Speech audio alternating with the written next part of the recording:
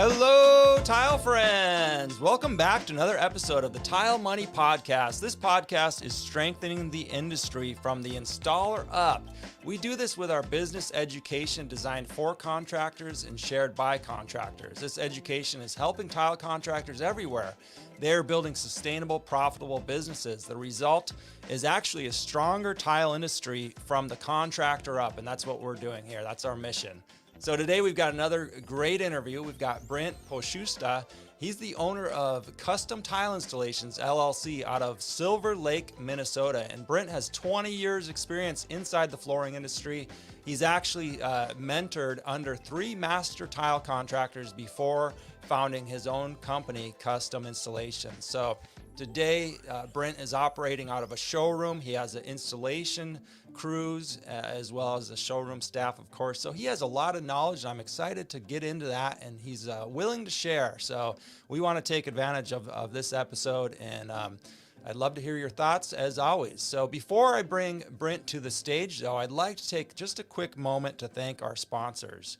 The NTCA, the National Tile Contractors Association in the North America, that is where you will make friends with some of the nation's most professional tile contractors you will find inside the NTCA.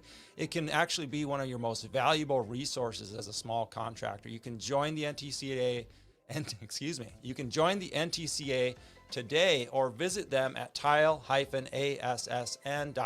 to find out more about what they have to offer. You can reach out to Jim Olson on Facebook and LinkedIn. All right, Ladecrete International is a sponsor of ours. Ladecrete is one of the oldest, most innovative materials manufacturers company inside the tile installation world. Born right here in the USA, a great family value ran company. They actually invented thinset, and if you haven't been keeping up with some of their products, one of their last year's launch, one of their new products that they launched last year in 2020 was actually the SpectraLock 1 grout, which is a hybrid grout that actually works similar to an epoxy. It gets similar ratings as an epoxy. So check out SpectraLock 1 if you're into hybrid grouts and innovation. GoBoard is another sponsor of ours. GoBoard is a lightweight, waterproof tile backer board from John's Mansville Company. It's very easy to cut. It's lightweight. It's easy to handle, easy to install. You can now build a complete shower assembly with their products, and time is money, and GoBoard saves you time and earns you more money using their products. HappyTileGuy.com is the place where you will find professional websites done with you, built and managed with my partner, Grant. And so check out HappyTileGuy.com if you're in the market for a new website. And I'm grateful to all my patrons who are helping me every month with some financial support. Even $5 a month adds up, and I truly appreciate it. If you're benefiting from this podcast, I encourage you to check out and consider supporting my efforts with this podcast by becoming a monthly patron. And we'll be making some custom content for you. All right, well, it's time to bring Brent to the stage here. All right, Brent, let's try this again. You bet. Well, thank you so much for joining us today. You've got a impressive resume. Give us your 10,000 square foot, 10,000 foot above overview of your time in the tile industry. All right. Yeah. Good morning, Luke. My time in the flooring tile industry all started my senior year of high school. Counselor brought me in his office and said, "Yeah, Brent, you graduate this year, or it's looking lack of you graduating this year. What are you going to do?" You realize, like, your report card, it was like D's and F's, and then shop class and art class was A's without even trying. Sure. What are you going to do? He says, and you got to go to college. You got to go to school. And this was back in 97. And he tells me, it looks like you're getting an A in welding class. Yep. Well, there's a welding program up in St. Cloud Tech. You should do that. Okay. I nods it. And I enrolled for the welding program, Luke, and there was a 1-year waiting list. So I enrolled in the electrical program. There Mm, was a 2-year waiting list. mm. So I think what happened, I know what happened. My mom was complaining or talking, I'm sure, to a family friend who Yeah. owned a flooring store Mm, about 30 years, going, I don't know what Brent's going to do. Not, he's got a 1-year waiting list. And they said, well, Randy, the owner of the flooring store, he could use some help. Why don't Brent come work for him for a summer?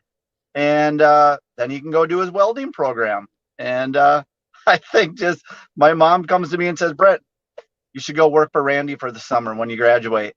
And so I did. I listened to mom and I went and worked for a family friend at the flooring store. And Randy was cool. He was a nice guy. After 25, 30 years, he enjoyed his career. And he did everything from carpet to vinyl to hardwood to tile. He was a well rounded, seasoned, and when I say it was a family business, he had his in laws that taught him all to do it. So he was a second generation guy who just needed a helper, a greenhorn. And mm. that was me, Luke. So I worked for him for that summer. And I learned real quick that, he had an attractive personality. He was fun. He enjoyed what he did. He was very good at what he did. And I was 18 years old and he would crack a beer with me at the end of the day and he gave me beer. So at 18, how cool was that, right? The beer Yeah, always gets you. It ropes you in. it, it did. So when it came time, and I was green, this was not a career. This Yeah. was just a job. I mean, I think back of all the time. I think of this. This is a lesson because when I bring new guys on here and they're walking in the pressure sensitive adhesive, they're just messing up. I think of, look at where you came from. That was you. Mm, That was me in a nutshell. So when it was time to go to the welding program, I thought to myself, going, why am I going to go pay for a career or pay for an education, right? I'm going to have to pay for an education. All mm. my friends were at St. Cloud for a year now, and I seen the partying and drinking they were getting into, and I would go up there on weekends and do that. But then I would go home and do my day job, right? Sure, sure. Installing. And I stuck with it. I never went to St. Cloud for the welding program because I seen that he was made a nice career, beautiful home. He had great things. He was financially well off. And I thought, my gosh, I'm already a step ahead, getting paid to learn a trade. And Yeah. I stuck with it. And I stuck with him for about 5 years, Luke, and learned the trade and got more serious now that I was thinking, okay, this is a career path. He wanted to move out of the installation of the business and get into more of the sales. Mm, So um, I was still green. I wasn't really good enough to be out on my own. So we just split ways. He had a suggestion of another installer I should go work for that did some work with his company, and it worked out for both of us actually because they didn't really have a position for me. They were growing and didn't have a fit for me. I went and worked for another installer who had been doing uh, same thing, carpet, vinyl, tile, and hardwood for about 35 years. Just an nice. old school boy doing it, scribing in Armstrong linoleums. So get this, guess how we put down inlaid vinyl or inlaid linoleum floors? Patterns. We were making 35-foot patterns out of Whoa. red rosin paper, layout rosin. Sure. So now though, I see a lot of guys talking and doing patterns. I Yeah. It's cool because it's like, yeah, patterns. Yeah. We've been doing that for 23 years and we were doing entire kitchen dinings. They'd flop into the office space and we would lay out rosin paper and then we would trace the rosin paper with squares. Hmm. 2 foot off, and so you could hack in the pattern, trace it. I won't get into that, but it's just funny. Like we were like seamstress. We were like a seamstress making patterns, doing these big 25, 35-foot drops, and um, worked for him for about 3 years. What I learned from him, I still take today. He Yeah. was he was uh, kind of the terrible boss from the standpoint of he knew what he was doing, but he wouldn't pay. There was always an excuse. If he wasn't getting paid, I wasn't getting paid.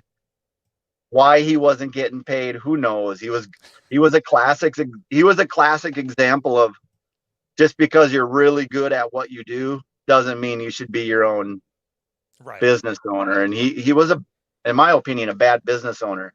But I Right. learned from that. And I actually quit working for him after about 3 years, but I took a lot of knowledge from him, Luke. I bet it sounds like it. So you were able to kind of, take the first experience, the second experience, and even learn from the negative stuff that was going on. And you probably were like, man, I'm never going to do this. Right. I apply So, that today uh, to my staff, to my yeah, employees, going, don't treat an employee like that. His problems should not be the employee's problems, yeah. which was a classic case. Then I joined up with another company, Williams Ceramic Tile. Now, Mark had been a 30-year tile guy, just tile. And he Hmm. had hunted me out on a big job we were working on. I was doing all the VCT flooring on a power plant. Hmm. He was doing all the tile on a power plant. And I was to my wits' ends wanting to quit for this company. And he came in and he's like, are you managing this whole job? Are you here? Where's your boss, Mark? And he's off doing his thing. And pretty much on the spot, this guy like headhunted me out and said, what do you make and what do you need? You should come work for me. And that was company vehicle, gas card. I may have fibbed a little bit on what I was making so that he would pay me more. And he did. And it was Yeah. like, okay, here we go. I'm going off on another company. And Luke, here's where I had been doing a tile work with these other two companies. Now here's where the tile just blew my mind, because Mark was getting into, this is late, early 2000s, I suppose, probably Mm. like 05, 06. Hmm.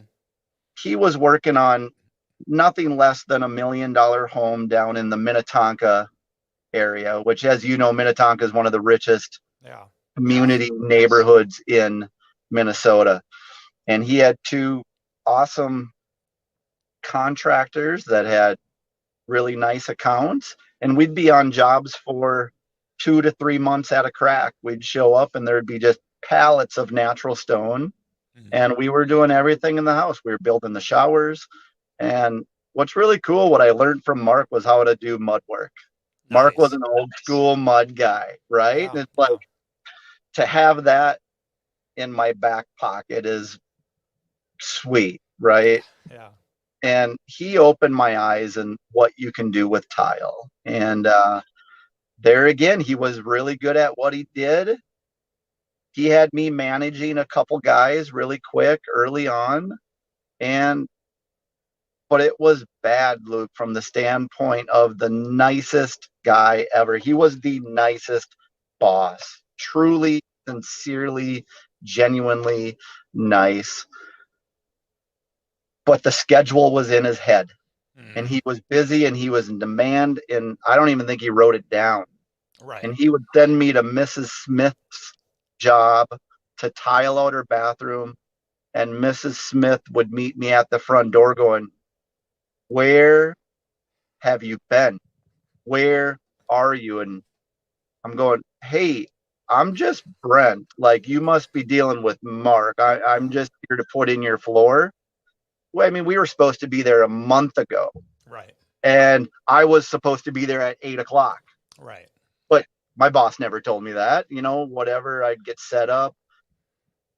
And he was getting in trouble all the time, not being where he was supposed to be. And I'll wrap the story up here, Luke, by I worked with him for about 4 years, and that was so consistent. Of the work was awesome. We were doing cool things, but clients were pissed He was not showing up when he was supposed to. I was getting reeled into that and dealing with it head on, but didn't have the control, right? Like I Mm, wasn't in the position. I wasn't talking to these clients. Now at this point, I've been in the game for 10 years and maybe 12. I was doing a lot of side gigs. mm, I'd work for him for 9 hours, and then I'd come and work 5 hours, 4 hours doing a side job. I sure. got my I got confident in the standpoint going, okay, I can make as much in 4 hours after work as Right. I just did a 9 hour for him. And I'm in direct contact with these clients. Yeah. I'm there when I'm supposed to. And I started to realize and figure out, Luke, okay, if my current boss, Mark, can run his own show, Right. Right. I can do this, That's right? right. Yeah. So there it is. So I took the leap. And what was so reassuring is when I told Mark I'm quitting, I mean, he begged me to stay and he said, if it don't work out, you have a job back. Please Yeah. come back. So I bet. what better, uh, what better confidence to basically flee the coop, if you Yeah. will, knowing that, geez, if I fall on my face, Right. I got a job back. I got my Yeah. same job back. And Yeah. I never looked back, Luke. I never looked back. I hit the ground running and What was the time span? 5, 6, 8 years, or for 4 or 5 years? Okay. no, So, no, no, no. For what, Luke? The time span for what? oh, from the beginning of you working, you taking that summer job, right? You took that summer Yeah. job to the point where you went on your own. Summer job 97 to between the three different companies, 9 to 10 years Hmm. of Hmm. being employed through Yeah. three different guys. Yeah. Yeah. That's a I good. could have done it sooner. I could have done it sooner. Sure. So it's Sure. not like it has to. I'm not suggesting or saying that's my story. I did that for 10 years as employment before I realized I really wanted to be my own boss. Yeah. No problem. I was just kind of curious for my own. I was listening to Yeah. this story. I want to thank you for sharing it, and so much of it is so relatable, right? I mean, different characters that we end up working for or working with, and some of their qualities. Like Mark had a lot of great qualities, but he was lacking on some other areas like scheduling and business end. I want to jump back to the point where Mark actually headhunted you. I thought that was a Yeah. great lesson to learn if there's any young apprentices out there kind of sick of their job or whatever. Take a lesson from Brent here. Brent was putting his head down, getting to work, not knowing that the tile guy was checking him out for probably days, maybe longer before he Yeah. approached you. And that's the way a lot of times these things work.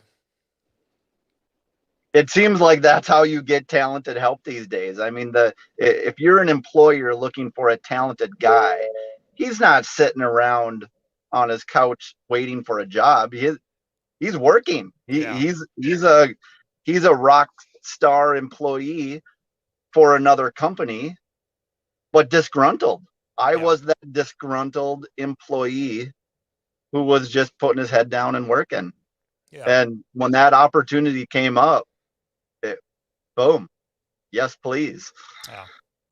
And Mark, I mean, Mark reminds me of so many great skilled craftspeople in the trades in general and tile who, they're great at what they do, but man, do they not run a business Yeah. and bouncing from job to job. I mean, I've had bosses like that, and I've known, I've watched 70-year-old guys loading thinset into their Chevy Love pickups because they're good at what they do. They're in demand, but that doesn't mean they built a business. And that's why I started this for all the marks out there.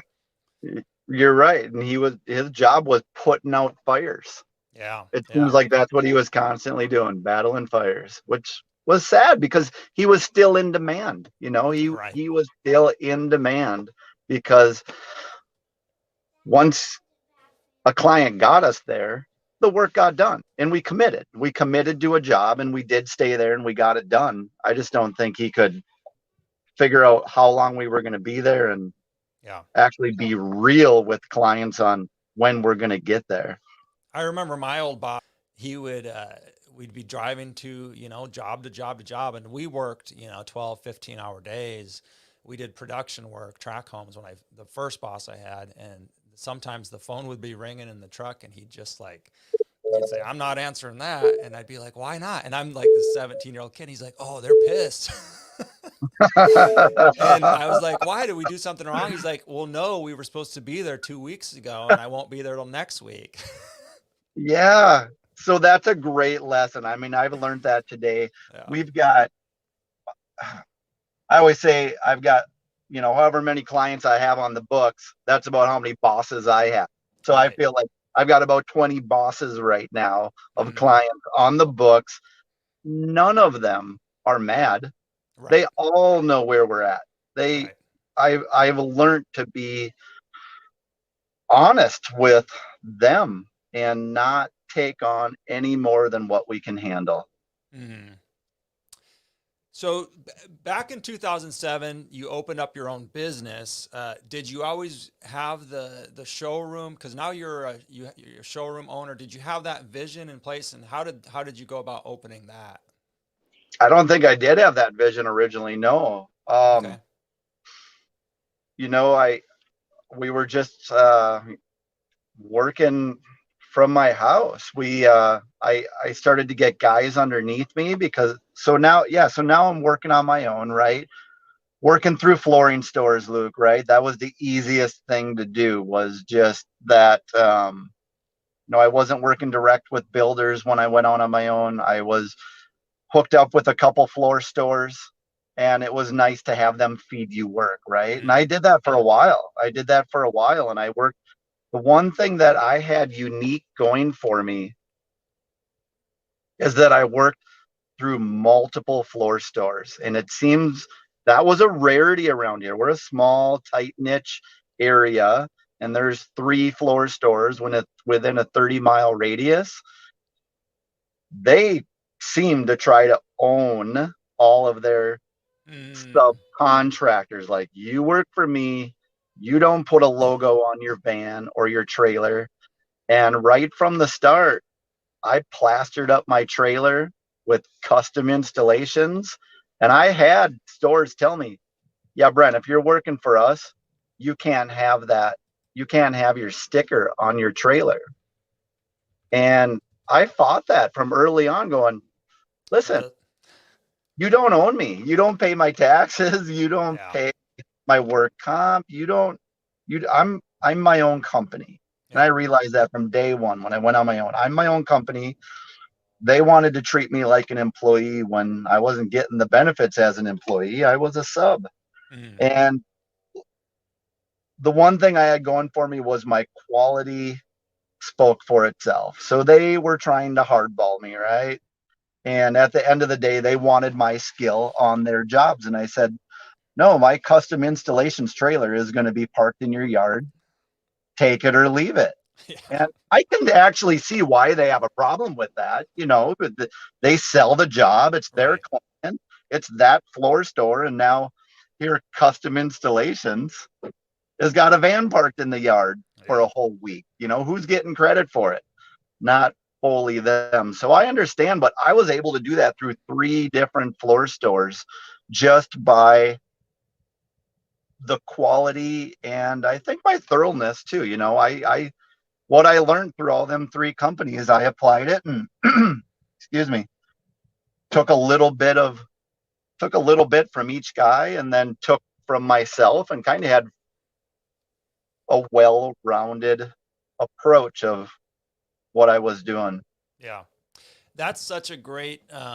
I'm so proud of you that you pulled that off, because this is a subject that comes up a lot in Tile Money Group, Facebook group. Is, if I'm a subcontractor, which, I encourage guys to get away from as soon as they can, but I understand why they do it, and how it's a good, easy start sometimes into the It business. is an easy start. Yeah. The store measures the job, sells the job, Right. orders the flooring, and you give them a price list, right? And you Yeah. see me laugh and smirking as I say price list, Right. right? Right. Because, you give them a price list and just boom, you're not even bidding jobs. You're just going to work. You're getting paid by the square foot. And it works. It really does. And nothing against it. I mean, Yeah. you know, people, people who own floor stores need Oh yeah. Yeah. installers like that. Yeah, So I've got nothing against it myself, other than just at some point, you can move past it, but it's a yeah, great lesson because this subject comes up of, hey, they want me to take my shirt off and put theirs on, and even it could be a general contractor, it could be a floor, but when you're a subcontractor, you do run into this issue from time to time. And what Brent said was, hey, stay true to your quality, and you're going to be the one calling the shots, and they're going to have to adjust their thinking. They're going to have to adjust that, their perspective because they want you. 100%. That's cool. Hmm. What lessons did you learn then when you went to open your own storefront, brick and mortar, and how long ago was that? So we opened up our brick and mortar here 7 years ago. And how I got into this brick and mortar was just ironic. We didn't even plan for it, Luke. So 9 years ago, when my first child was born, my daughter, uh, that was my reality moment of, okay, how am I going to do everything I do? Because I was working early mornings, late nights, and Mm-hmm. because I was working in my prime, I was in my mid 30s and well established to where what else? Just work. I was money hungry, right? Yeah. And I had a lot of things in place to do it. I had uh, four good guys working for me, but I was doing everything, right? I was bidding every job, managing, scheduling, taking every phone call. So it was that point when my first child was born when I realized, okay, now you got to be a father. My wife understood. So as far as being a husband, she knew what she married. She married a workaholic, right? Right. No Right. surprise, she allowed that to happen. But Mm-hmm. now comes the kid, right? And I'm going, you got to be a dad. Your baby don't understand that you're working late and early. What do you do? Yeah. And so for the first time in my life, I did the scariest thing ever. And I put out an ad for an office manager. And that was scary because I've hired employee installers all the time. That's easy. I knew that game. I knew how to hire installers. Now hiring someone to do my job, take over, be the face of the company, that was scary. And but I knew I needed it. I knew I needed someone that could help estimate jobs, who could answer the phone. And I put out a Facebook ad, Luke, Mm. for an office manager position. And here's what's so cool. Uh, a gal named Kathy replied to my ad, and Kathy's still here today with the company. Kathy came from a floor store that I was working for. She Ah. was an internal sales. She had 25 years of on the sales Whoa. floor. She was telling me where and when to go. She was already working for a flooring store, Right. Luke, Right. selling jobs, booking jobs, calling me for 7 years saying, yeah, Brent, we got a shower to build. We got this floor to do. She knew me. Mm. And I put the help wanted ad out there, and she was the first one to reply, going, yeah, Brent, I'm interested in what you're offering. I already know you. And here it is. Kathy's Wow. still here Wow. and likely will be, until she's ready to retire. Yeah. And so it's really neat how that worked out. So that was to answer your question, Luke, then, like, what did I learn? How did we get into the brick and mortar? Hiring Kathy was a scary moment from the standpoint of that, giving up, you know, in delegating out my tasks. That was why I Right. brought her on. I brought her into my home. I put her in the basement of my house, put together a crappy home office. I can't believe she even worked in it. I mean, our basement was unfinished.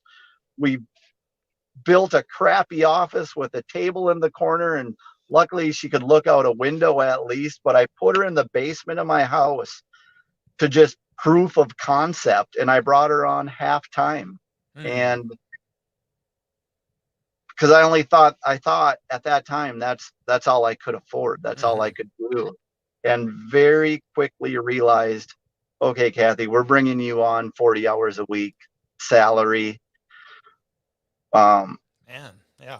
we built a big we built a big shop on my home property. We put up like a 36 by 48 shop. Mm-hmm. Kathy was working out of the basement of my house. So the employees were, we used my shop as the business for the vehicles, the tools, the overhead. Kathy was down in the basement managing us.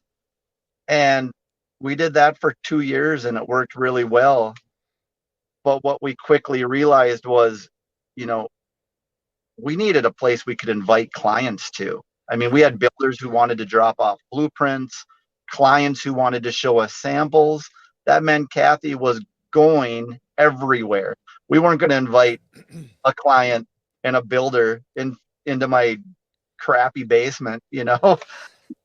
So she had to go everywhere. Mm. And what we realized after 2 years, Luke, was we were on the hunt for an external office. Mm-hmm. All I needed was office space just to get Kathy out of the basement into an office.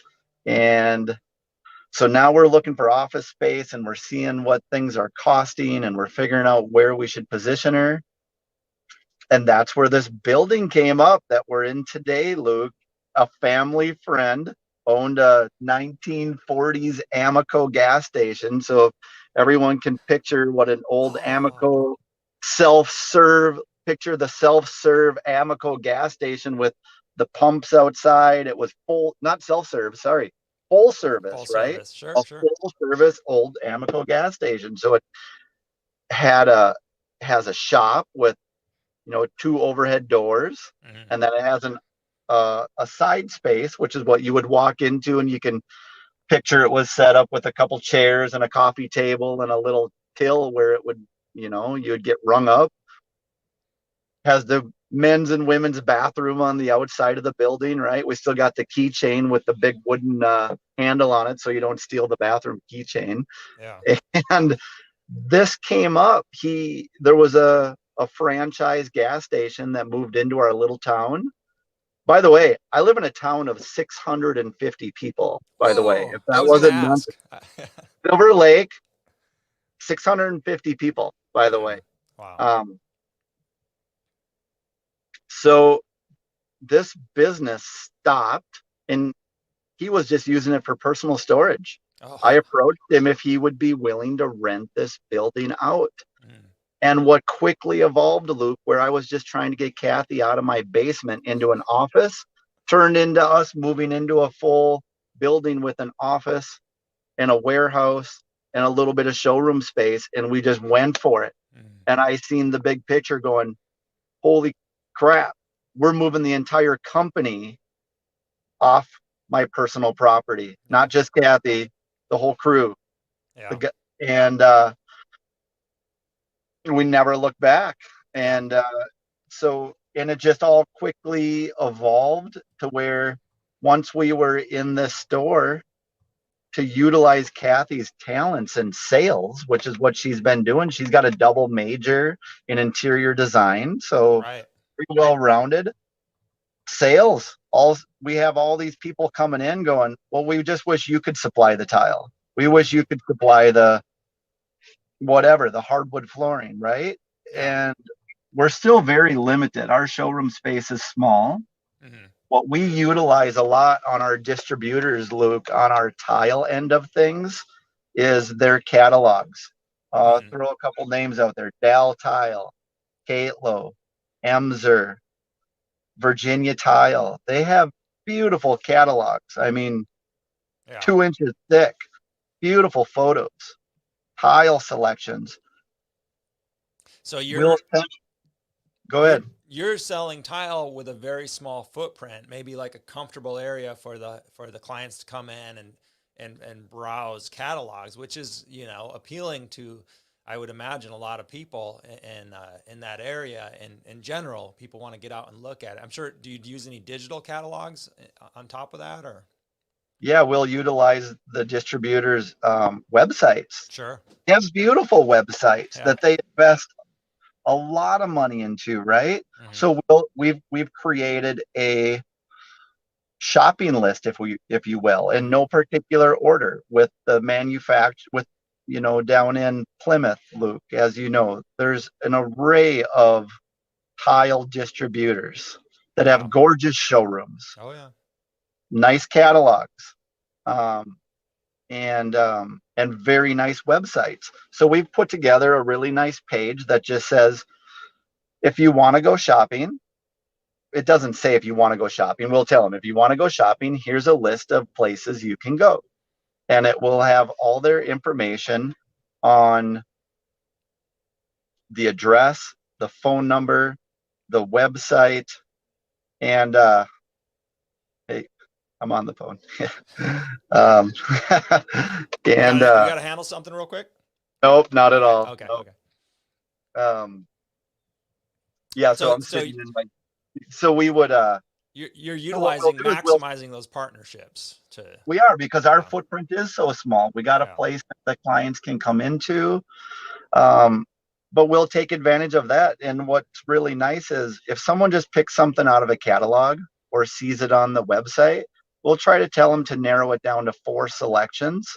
Mm. Um, these tile distributors will mail samples direct to the client within the week, so that they can touch it, feel it, and make a selection from it. And then what we do is, then we'll grab those samples, and we got a pallet rack, and we're just building our collection of samples that were mailed for free, Luke. I mean, these distributors will mail them to the client for free, Mm. and then they'll make a selection and we'll order it. And I'll share my margin. Everything's marked up 50%. Mm-hmm. And that's how we're operating. That's awesome. Well, I Thank you. appreciate you being, so forward and sharing, behind the scenes. I love the fact that when your daughter was born, you said, I got to make a change here. That's similar to my story. That's how I felt. You know, and you had this, you weren't quite sure what you were going to do, right? But you knew you had to uh, work a little bit less, be a little bit more available for your growing family. And look at where you are today. And I love the fact that you hired Kathy without a proper, quote unquote space for her. And you kind of had, you both, Kathy and yourself and everybody involved, your wife, everybody took a leap of faith here and chased something that you believed in. And I mean, how encouraging. Thank you so much for sharing that. I appreciate it. Mm-hmm. Well, I want to be respectful of your time here. Excuse me. We're coming up on an hour. I did want to talk to you recently. Last year, you became a customer of happytileguy.com. Thank you, first of all, for trusting us with your online web presence. How's the experience been so far for you? Absolutely great, Luke. The experience, Grant, is phenomenal. I put a lot of it in my wife's hands. She's more, um, I knew that she could answer the questions that Grant needs Mm, to put together and customize a website just for us. And so I put my wife in charge, and Molly just loves the experience too. And I've had 2 different websites. So from the day that I started business, I invested in a website, and then I just didn't touch it for about 5 years. mm, And I'll share this: we were working with a local newspaper company, and they're a very well-rounded company where they write newspaper for the surrounding community. They do graphic art, so they'll do Sure. screen printing. They actually wrapped both of my vans, Hmm. and then they offer a website service. And I thought that'd be a great place to get my website because they've got journalists, right? And they can critique grammar and they could put together this beautiful website. And guess what? Grant brought to my attention really how bad it was. And I always knew it wasn't, Hmm. uh, I knew the SEO was not there. And Hmm. I really want to touch on that. I had my last website for 5 years, and it was challenging to get changes made, Luke. Hmm. Photo updates. I had to come up with everything. So it was all on me to come up with content. Yeah. And let's face it, I'm not good at that. That's not my strength. That's not my Right. strength to be what is a good website. I don't know what is Right. good content. I mean, I could come up with it, but I knew I needed it, but I wouldn't take the time to do it. So it just Hmm. sat there and it just got older and older. And as you know, your website is only, who reads old news? No one picks Right. up a 2 week old newspaper and really reads it and applies it to Hmm. where Grant, brought helps keep it fresh Hmm. and current. And the SEO work on our new website through Happy Tile Guy, the SEO work is getting us into communities that I never got into. I mean, I'll give you an example. I mentioned Minnetonka is a rich area.